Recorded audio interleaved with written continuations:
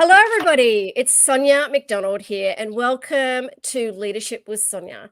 And as you know, we talk everything and anything about leadership, courage, kindness, love, because we all love leadership, and we believe that the world needs more great leaders and more great humans. And today, I get to speak to another great leader and great human. And she is a finalist in the 2024 Outstanding Leadership Awards. And Jane and I, her name is Jane. She's the COO of Teach for Australia. We've had a wonderful conversation offline. We're both so excited about celebrating and championing great leadership very soon. And I wanted to say thank you so much for being on Leadership with Sonia today, Jane. It's such an honor to speak with you. Thank you, Sonia. It's really nice to be here, and I am looking forward to celebrating leadership on Saturday night, as well as through this podcast today. Yes, it's going to be a magical evening because we're trying to create more role models. So if we get more role models like yourself out there, because we do what we see, our generations of today and tomorrow have wonderful hope, and that's what we need. We need hope. And I would love to know, Jane, tell me your story. How did you get to where you are today? Now, today you're working for Teach for Australia. Tell us a little bit about your story. Well, my story starts, maybe I'll start from being a single mum. I was a single mum at the age of 20, and I took myself off to university and studied a double major in mathematics and joined the Defence Force as a civvy. So I was a civilian mathematician, the Defence Force for quite some time, about 8 years in operations. And then, as you can imagine, I'm got used to being one of the very few females in a total male environment. So I moved from there into Telstra. Again, one of very few females in a very male environment, and you learn a certain amount of leadership, personal leadership, in those environments. Being a single mum, female in a very male-dominated environment, there's a lot of personal leadership to be developed. And moving from Telstra, I got made redundant from Telstra, like lots of other people in Australia. I moved into consulting or contracting in various forms, and eventually landed in the education sector. So I've done a lot of consulting in universities, TAFEs, and that's where I find my real passion, and my passion for Teach for Australia, being in the education sector, working at education at all levels, secondary schools, TAFEs, universities, and having found a passion for my environment, my subject matter, has allowed me to really find a passion in what I want to live through in that like consulting. And then I really like developing teams and running consulting teams. And consulting can be a great world when you've got five different teams in 5 different universities, and you're flipping from one to the other, or 5 different environments, and leading teams remotely and agilely. And then, I landed here in not-for-profit land at Teach for Australia, being the Chief Operating Officer, and thoroughly enjoying it. Tell me a little bit about Teach for Australia. What's your whole mission, purpose? Tell us a little bit about what Teach for Australia does. So Teach for Australia tackles education inequality. The postcode in which you live in Australia absolutely dictates the sort of education that you receive. We have some very low socioeconomic schools where getting an education is really challenging, and they're the schools that we work with, and they're the schools in which we tackle education inequality. So we recruit amazing individuals after their degree or through their career. They've decided to do a career change, and we bring them into what we call the Leadership Development Program, which basically is you do a Masters of Education with our partner university, Australian Catholic University, and you're coached and mentored by our teaching leadership coaches. So these individuals go into a classroom and do their Masters in Education at the same time. They're amazingly passionate people, and the schools they go into are challenging environments because that's who we work with. And we call it a leadership development program because at Teacher Australia, we believe that being an educator is also about being a leader. And we also aim, like, after people have taught for several years, do they want to go into leadership in the education sector in other ways? So we try and tackle the education inequality issue from lots of angles. Oh my gosh, I love that. I'm so passionate. Funnily enough, I wanted to be a teacher when I was younger. Mm-hmm. And my teachers at school said, Sonia, don't be a teacher. And I was thinking, why would they say that? Because they're teachers, so why would they? And then unfortunately their guidance, I decided through that, because of their influence, because of their leadership, I listened to them. I was young and I thought, so I went in a different direction. However, now I teach leadership. So today it's kind of like full circle. I teach leadership and I just love it so much. And I think being a teacher, and I also talk about obviously being a parent, like the greatest leadership roles are being a guardian, being a teacher. And it's such a honor to be a teacher of others, don't you think? Oh, absolutely. Absolutely. And the individuals we recruit are amazing individuals. They're really passionate about educating children and tackling the education problem. Yeah, and it's very admirable. And I mean, in terms of this, like the education challenges, and I look at it's so good that we're having this conversation. How did it get to? Why have we got such an issue in this space for teachers? Like, obviously, for the issues that we've got in the sector, in the education sector, this is why Teach for Australia has come about, because of those challenges. But why do we see these challenges? And I mean, I actually have some friends that are teachers. I mean, you keep hearing that the industry is really trying to get more people to get into teaching. Why do you think we have such a challenge? My personal take on this, on the challenges, is teaching is a hard job. It is hard. They're very rewarding, but it is a hard job, and it's not well paid. And there is a lot of burnout in the sector. And also, what we're hearing is that because there's such a teacher shortage, it's almost a cyclic thing. There's more demands on the teachers that are in the schools because they're making the shortfall up for the teacher shortage, and they get some burnout, so they choose to leave, and it's perpetuating the cycle. Yeah, it's it's such a great profession to go into, and we need it's such an honor to teach others. We actually have a question. Someone's asked us, do teachers get leadership training sponsored by school? Do teachers get leadership training sponsored by school? I actually don't know the answer to that. So what I can tell you is at Teacher Australia, when we put an associate, what we call an associate, that's one of our trainees, into our schools, they get leadership coaching and mentoring from us. And any other support they get is up to the individual school and the individual education department. It will be different for each state and different for each school. It'd be great to see all teachers getting, I mean, I'm obviously a huge advocate for everybody getting leadership training or support, but in saying, for instance, your school or organization isn't sponsoring you, even though that you are teaching them this leadership, Jane, which is amazing. The thing is, if you don't have access to people like Jane and her team, I would highly recommend that you self-develop. So you develop your own leadership skills yourself, because if I could go back in time, I would definitely say to my younger self, and this is why I'm so passionate about teaching teenagers and university students or TAFE students leadership.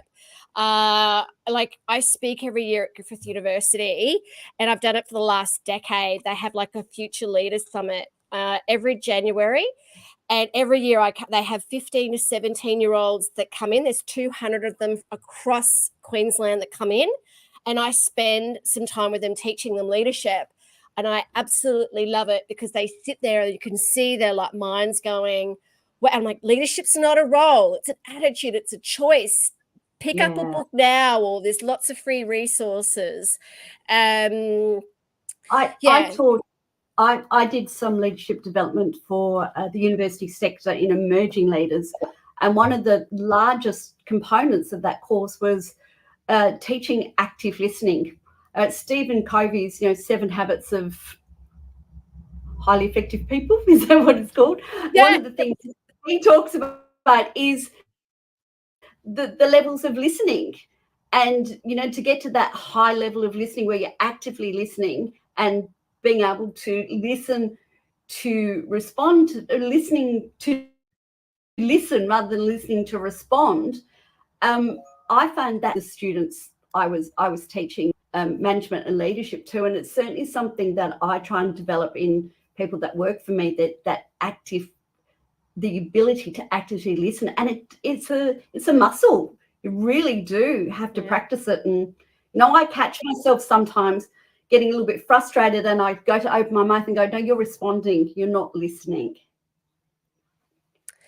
And that's absolutely key. Like that is a superpower. I mean, in your views as well, in terms of all the research and work and everything, obviously you are really passionate about the space as well. What do you think, what else other than being a great listener makes a great leader? What skills would you recommend? I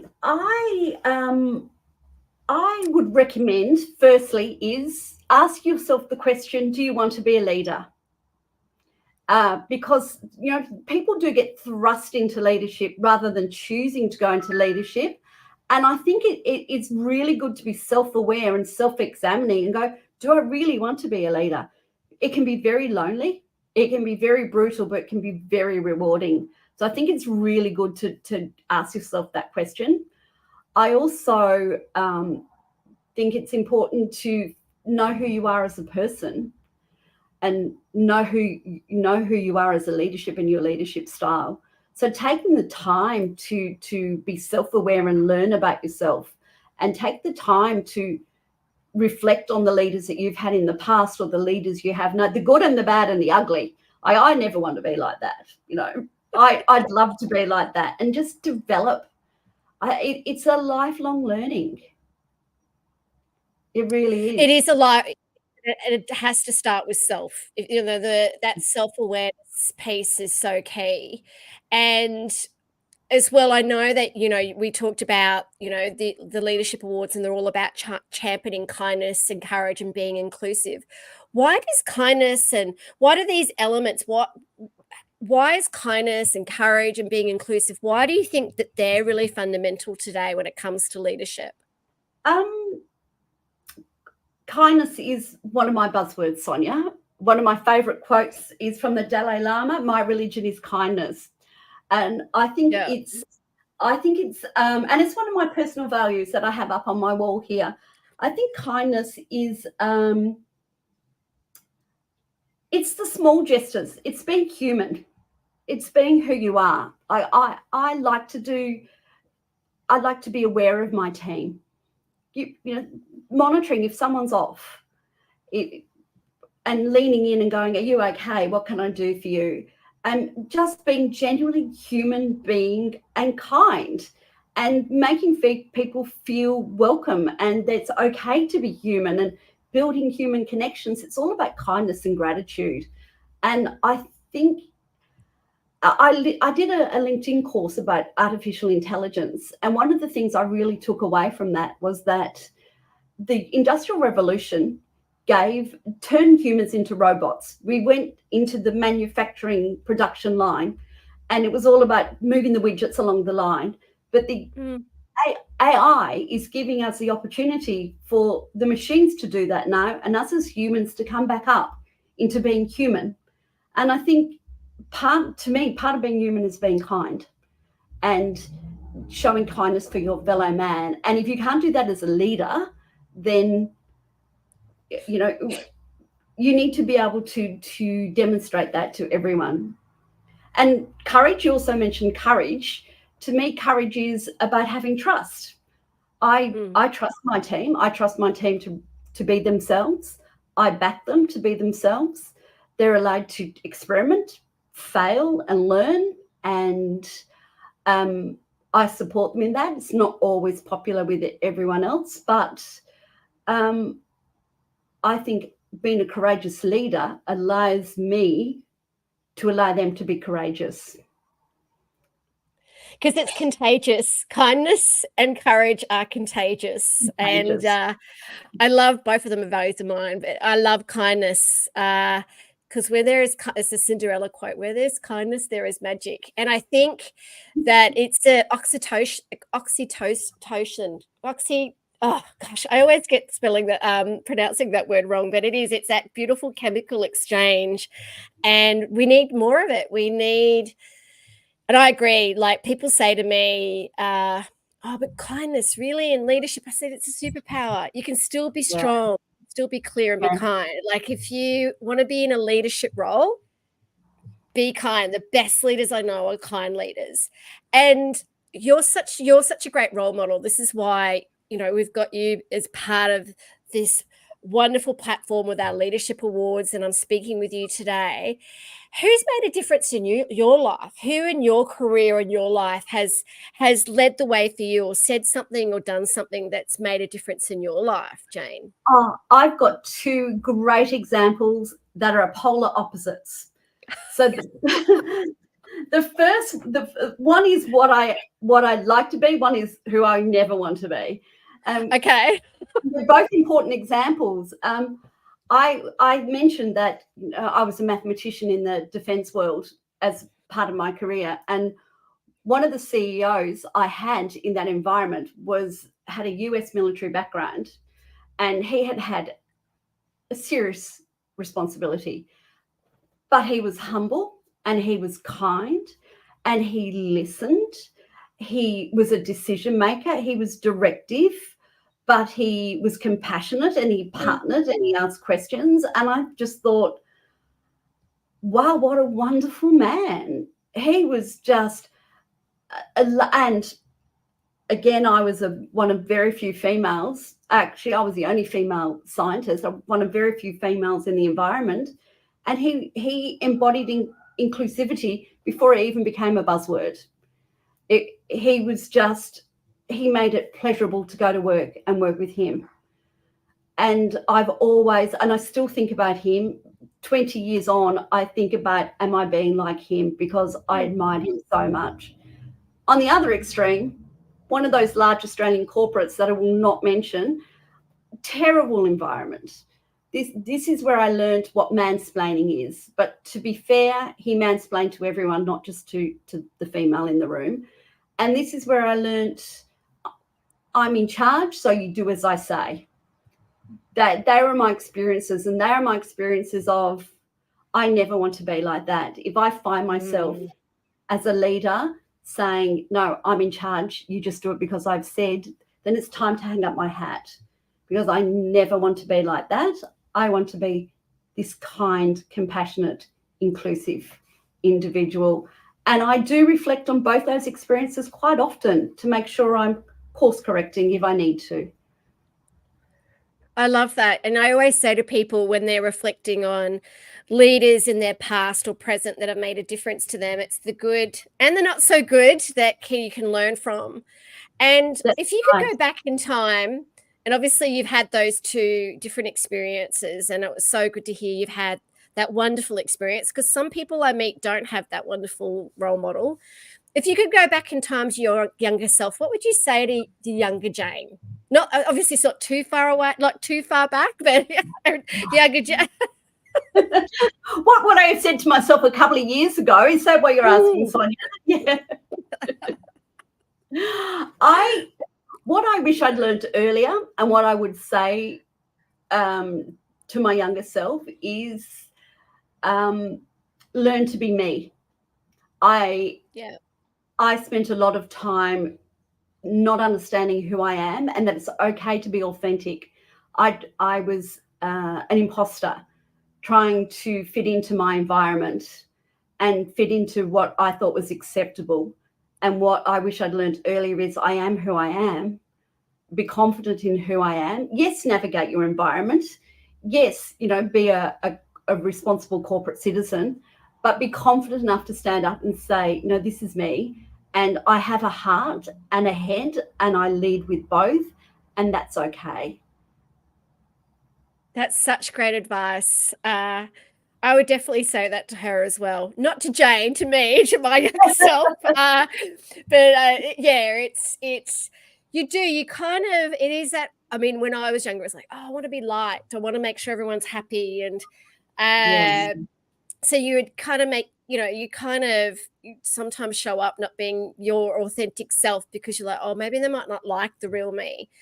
And it's like, no, be the real you. It's actually really powerful to embrace that authentic, true, genuine, loving self. And not everyone has to like you. And it's hard to claw it back, Sonia. Once you've spent some time being inauthentic and being the imposter so you can fit in, it's harder to come back to yourself. Yeah, it is actually. I work a lot in the construction space, and sometimes I meet a lot of people that do try and act very differently because they're trying to fit into that kind of environment. And when we start to work with them and get them to embrace their true self, it's really freeing.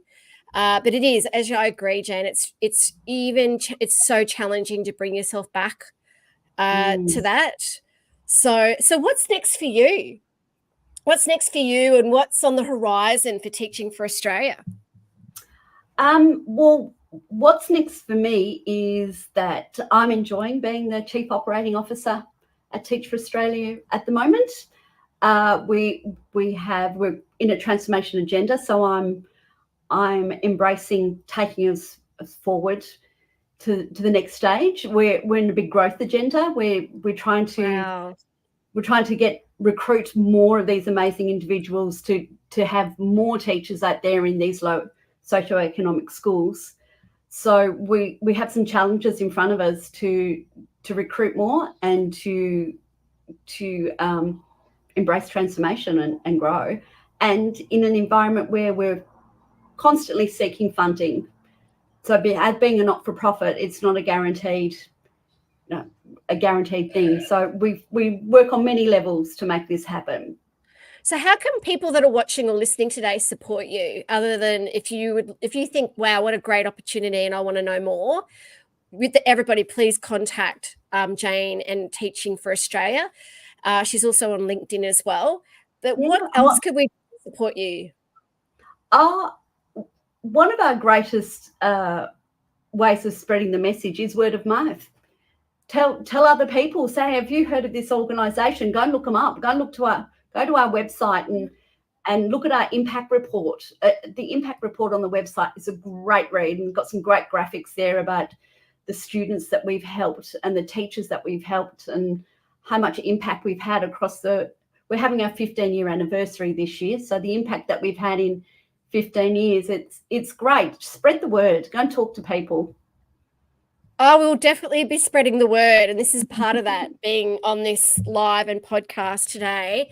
We'll make sure that we're out there advocating and supporting you as well. I know the team at Leadership HQ are very passionate about education and teaching, especially our future generations and younger generations. So anything we can do to help, we would love that. But let me ask you just one final question. How do you sharpen your saw? I know you love Covey's, 7 Habits of Highly Effective People. He talks about sharpening the saw. How do you keep teaching and educating yourself? I do read a lot of books and listen to podcasts and read articles, and I've dropped the pretense that I'm ever going to finish a book or an article or a podcast. If I can learn one thing from one book or one podcast, then that's great, and I can always go back to it later. And I try and integrate it in and experiment with it in some way.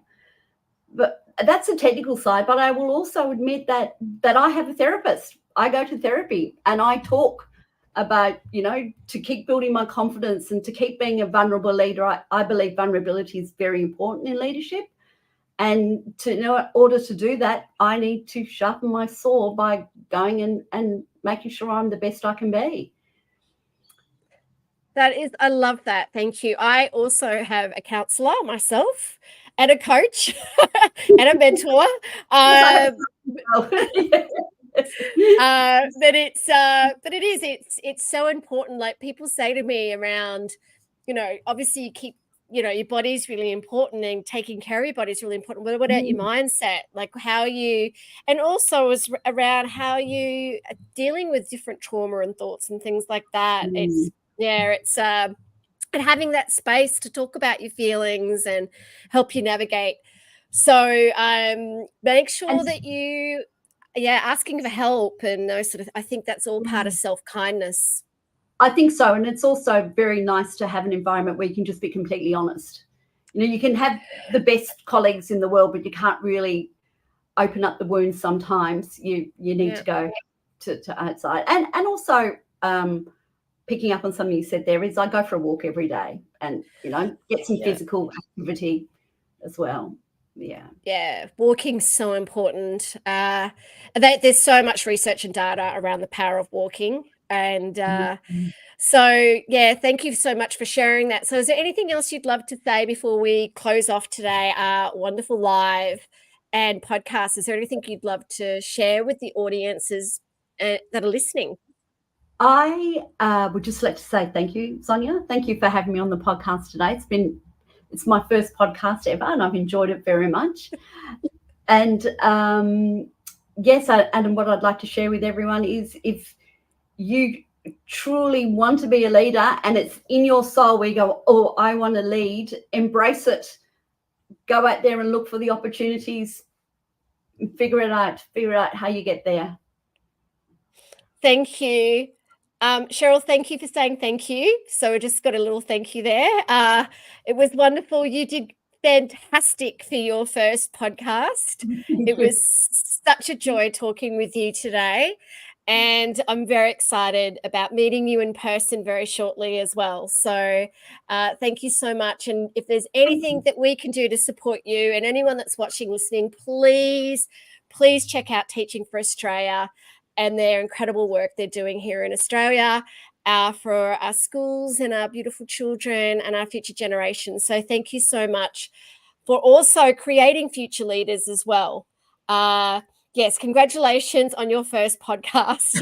You were fantastic. And another one here, loved it, Jane. Jane is an exceptional leader and our team is so, so lucky to have her guiding and supporting us. Oh, thank you. How wonderful is that? Lovely. All right. Thank you so much again. And please, she's just got hashtag guiding. Or little asterisks. Oh, don't worry, I do that all the time. I totally need spell check all the time. But I know that you're probably racing, but we got the gist of the how wonderful your comment was there, Louise. Thank you so much for posting that. That was awesome. So thanks again, Jane. And everybody stay kind and stay courageous and stay tuned for Leadership with Sonia again very, very soon. Take care. Thank you, Sonia. See you on Saturday. See you on Saturday. Bye.